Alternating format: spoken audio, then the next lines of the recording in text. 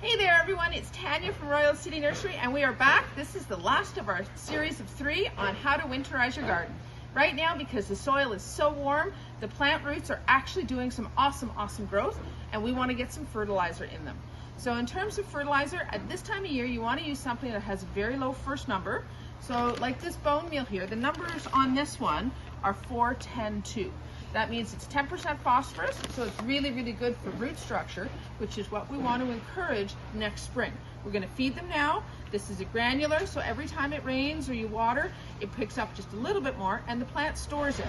You can do that on things like these boxwood here, which would help make it a little bit greener next season. The other thing that I'm going to get you to do to your boxwood is to spray it with an anti-desiccant called wilt proof. And this actually creates a waxy coating on the plant and it prevents the plant from sweating or burning over winter, so a little bit easier.